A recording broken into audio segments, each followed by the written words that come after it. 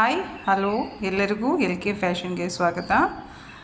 ಇವತ್ತು ನಾನು 42 ಚೆಸ್ಟ್ ಇರುವಂತಹ ಡೀಪ್ ನೆಕ್ ಬ್ಯಾಕ್ ನೆಕ್ ಇರುವಂಥದ್ದನ್ನು ನೆಕ್ ಹೇಗೆ ಡ್ರಾಫ್ಟಿಂಗ್ ಮಾಡೋದು, ಬ್ಯಾಕ್ ಪಾರ್ಟ್ ಹೇಗೆ ಡ್ರಾಫ್ಟಿಂಗ್ ಮಾಡೋದು ಅಂತ ಹೇಳ್ಕೊಡ್ತಾ ಇದ್ದೀನಿ. ಯಾರಾದರೂ ಹೊಸಬ್ರು ನೋಡ್ತಿದ್ರೆ ಹಾಗೂ ಇನ್ನೂ ಸಬ್ಸ್ಕ್ರೈಬ್ ಮಾಡದೆ ನೋಡ್ತಿರೋರು ಯಾರು ಇದ್ದರೆ ಪ್ಲೀಸ್ ದಯವಿಟ್ಟು ಸಬ್ಸ್ಕ್ರೈಬ್ ಮಾಡಿ. ಇಷ್ಟ ಆದರೆ ಲೈಕ್ ಕೊಡಿ, ಕಮೆಂಟ್ ಮಾಡಿ. ಈಗ 42 ಸೈಜ್ನ ಡೀಪ್ ನೆಕ್ ಇಡೋದು ಹೇಗೆ ಅಂತ ನೋಡ್ತಾ ಹೋಗೋಣ. ಇಲ್ಲಿ ಬ್ಯಾಕ್ ಪಾರ್ಟ್ಲಿ ಇಲ್ಲಿಂದ ಇಲ್ಲಿಗೆ ಲೆಂತು ರೆಡಿ ಲೆಂತು 15.5 15.5 ಬೇಕು. ಅದಕ್ಕೆ ನಾನು 1 ಸೇರಿಸ್ಕೊಂಡು 15.5 ಪ್ಲಸ್ 1 ಸೇರಿಸಿ 16.5 ಇಟ್ಟಿದ್ದೀನಿ. ಮತ್ತು ಅವ್ರಿಗೆ ಡೀಪ್ ನೆಕ್ ಎಷ್ಟು ಅಂತಂದರೆ 12 ಇಂಚ್ ಬೇಕು ಅಂತ ಹೇಳಿದರೆ 12 ಇಲ್ಲ ಅದಕ್ಕಿಂತ ಜಾಸ್ತಿ ಇದ್ದರೂ ಓಕೆ ಅಂತ ಹೇಳಿದ್ರು. ಸೊ ಇದು ರೆಡಿ ಇಲ್ಲಿ 12 ಇದೆ. ಡಿಸೈನ್ ಇಟ್ಟಿರೋದ್ರಿಂದ ಇನ್ನೊಂದು ಸ್ವಲ್ಪ ಬ್ಯಾಕಲ್ಲಿ ಜಾಸ್ತಿ ಡೀಪ್ ಇಟ್ಟರು ಪರವಾಗಿಲ್ಲ ಅಂತ ಹೇಳಿದರು. ಸೊ ಹಾಗಾಗಿ ಇದನ್ನು ಇನ್ನೂ ಇನ್ಕ್ರೀಸ್ ಅಂದರೆ 13.5 ಇಂಚು ಅಂದರೆ ರೆಡಿ 13 ಇಂಚಸ್ಸು ಡೀಪಷ್ಟು ಇದು ಬರುತ್ತೆ. ಈಗ ಬ್ಯಾಕ್ ಡೀಪ್ ಜಾಸ್ತಿ ಇಟ್ಟಾಗ 42 ಸೈಜಲ್ಲಿ ನಾನು ನೆಕ್ ವಿಡ್ತ್ ಇಟ್ಟಿರೋದು ಎಷ್ಟು ಅಂತಂದರೆ ಇಲ್ಲಿ ನೆಕ್ ವಿಡ್ತು 1.25 ಇಟ್ಟಿದ್ದೀನಿ. ಮತ್ತು ಶೋಲ್ಡರ್ ವಿಡ್ತು 3.25 ಇಟ್ಟಿದ್ದೀನಿ. ಟೋಟಲು 5.25 ನಾನು ಇಟ್ಟಿದ್ದೀನಿ. ಆಮೇಲೆ ಇಲ್ಲಿಂದ ಇಲ್ಲಿಗೆ ಆರ್ಮ್ ಹೋಲ್ ಡೆಪ್ತ್ ಡೌನ್ಗೆ ಎಷ್ಟು ಅಂತಂದರೆ 6 ಇಟ್ಟಿದ್ದೀನಿ. ಆಮೇಲೆ ಇದು ಈಗ ಇಲ್ಲಿಂದ ಇಲ್ಲಿಗೆ 6 ಅಂತ ಮಾರ್ಕ್ ಮಾಡ್ತೀವಲ್ವ, ಅದೇ ರೀತಿ ಇನ್ನೊಂದು ಕಡೆನೂ ಈ ಕಡೆನೂ ಒಂದು ಕಡೆ 6 ಅಂತ ಮಾರ್ಕ್ ಮಾಡಿ ಒಂದು ಚೆಸ್ಟ್ ಲೈನ್ನ ನಾವು ಡ್ರಾ ಮಾಡ್ಕೋಬೇಕು. ಈ ಚೆಸ್ಟ್ ಲೈನ್ ಡ್ರಾ ಮಾಡಿಕೊಂಡು ನಾವು ಅಪ್ಪರ್ ಚೆಸ್ಟು 41 ಇದೆ, ಆಮೇಲೆ ಫುಲ್ ಬಸ್ಟು 42 ಇದೆ. ಈಗ ಅಪ್ಪರ್ ಚೆಸ್ಟನ್ನ ನಾವು ಲೆಕ್ಕ ತೊಗೊಂಡಾಗ 41 ಅಂದರೆ 10.25 ಆಗುತ್ತೆ. 10.25ಗೆ 1 ಮಾರ್ಕ್ ಮಾಡಬೇಕು. ಅದಾದಮೇಲೆ ನೆಕ್ಸ್ಟು ಇಲ್ಲಿ 2 ಇಂಚಸ್ಸು ಸೀಮ್ ಅಲೈನ್ಸು 1.5 ಅಥವಾ 2ಕ್ಕಿಂತ ಜಾಸ್ತಿ ಇಡೋ ಅಗತ್ಯ ಇಲ್ಲ. 2 ಇಂಚ್ ಇಟ್ಟರೆ ಸಾಕಾಗತ್ತೆ. ಆಮೇಲೆ ನೆಕ್ಸ್ಟು ಇದಾದಮೇಲೆ ಈ ಪಾಯಿಂಟ್ ಇದೆಯಲ್ಲ, ಈ ಪಾಯಿಂಟಿಂದ ಆರ್ಮ್ ಹೋಲ್ ಶೇಪ್ ಹೇಗೆ ಈಸಿಯಾಗಿ ಮಾಡೋದಂದರೆ ಈ ಪಾಯಿಂಟಿಂದ ಮೇಲಕ್ಕೆ 2 ಇಂಚಸ್ಸು ಮತ್ತು ಈ ಪಾಯಿಂಟಿಂದ ಈ ಕಡೆಗೆ 2 ಇಂಚಸ್ಸು ಮಾರ್ಕ್ ಮಾಡ್ಕೊಂಬಿಟ್ಟು ಆಮೇಲೆ ಇಲ್ಲಿಂದ ಈ ಸೆಂಟ್ರಿಂದ ಇಲ್ಲಿಗೆ 1.25 ಇಂಚು ಬ್ಯಾಕ್ ಆರ್ಮ್ ಹೋಲ್ ಶೇಪ್ಗೆ ಬೇಕಾಗತ್ತೆ.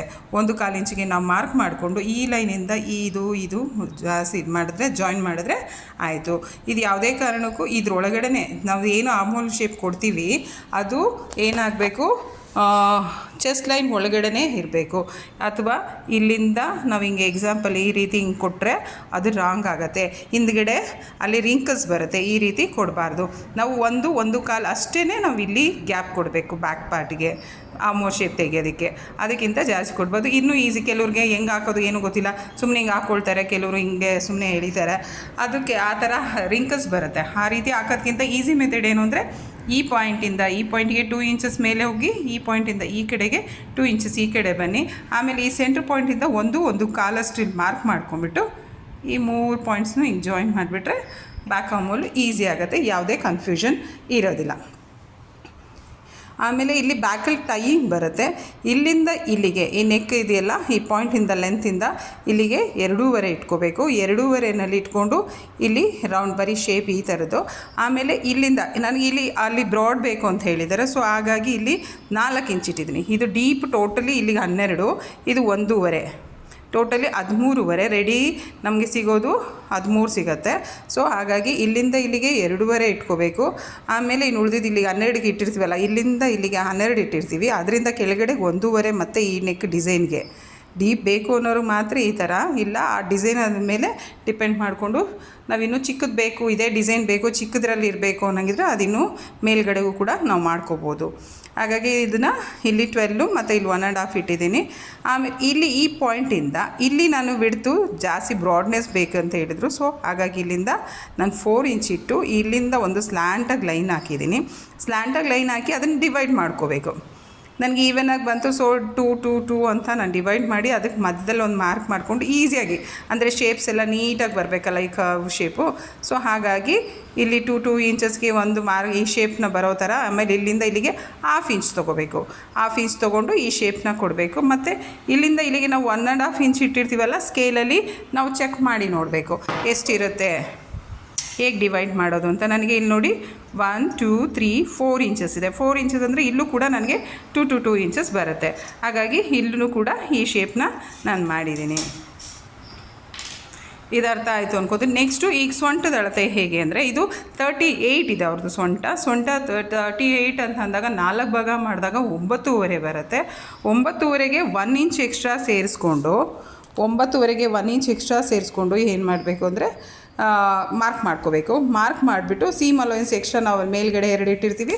ಸೊ ಹಾಗಾಗಿ ಇಲ್ಲೂ ಕೂಡ 2 ಇಂಚನ್ನೇ ನಾವು ಅಲ್ಲಿ ಇಟ್ಕೋಬೇಕು. ಆಮೇಲೆ ಇಲ್ಲಿ 9.5ಗೆ 1 ಸೇರಿಸಿದಾಗ 10.5 ಆಗಿರುತ್ತೆ.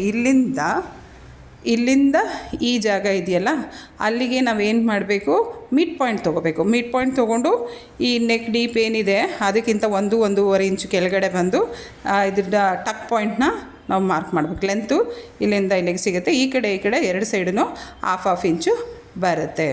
ಇದಿಷ್ಟು ಬ್ಯಾಕ್ ಪಾರ್ಟು. ಇಷ್ಟ ಆಗಿದ್ದರೆ ಲೈಕ್ ಮಾಡಿ, ಸಬ್ಸ್ಕ್ರೈಬ್ ಮಾಡೋದನ್ನು ಮರಿಬೇಡಿ ಯಾವುದೇ ಕಾರಣಕ್ಕೂ.